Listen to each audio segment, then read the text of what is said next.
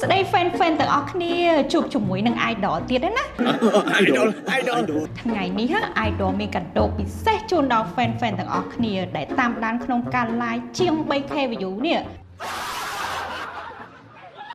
សេវាចុះបញ្ជីក្រុមហ៊ុនថ្មីតម្លៃប៉ុន្មានបងតម្លៃ$499បងតម្លៃត្រឹមតែ$499ទេបើចាប់អារម្មណ៍តម្លាក់លេខតម្លាក់ទីតាំងក្នុងការ live ឥឡូវនេះមកមិនដែលអាណាចំជីក្រុមហ៊ុនថ្មីតម្លៃ$499អីចៃមិនជឿទៅហ៎ ចេញមកបោកសុតចង់បោក Gen Z ផង ប៉ុណ្ណឹងឯងអត់ជឿទៀតអញជឿឯងអញពិតមែនណាបងតម្លៃសេវាចុះបញ្ជីក្រុមហ៊ុនថ្មីនៅ LBC ត្រឹមតែ$499ទេវាមិនដែលទៅគេស្អីទេចុះបញ្ជីណាតម្លៃប៉ុណ្ណឹងបានឯកសារគ្រប់អត់តិចខ្ញុំចុះឲ្យខ្វែឯកសារមកខ្វែឯកសារក្រោយទៅសម្រាប់តម្លៃនេះគឺមួយកញ្ចប់តែម្ដងក្នុងការរៀបចំឯកសារចុះបញ្ជីក្រុមហ៊ុនថ្មីគឺរួមបញ្ចូលទាំងក្រសួងពាណិជ្ជកម្មអគ្គនាយកដ្ឋានពន្ធដារនិងក្រសួងការងារចំបានចាំមិនល្អហើយមកយកតម្លៃចំជីក្រុមហ៊ុនថ្មីតិចម៉េច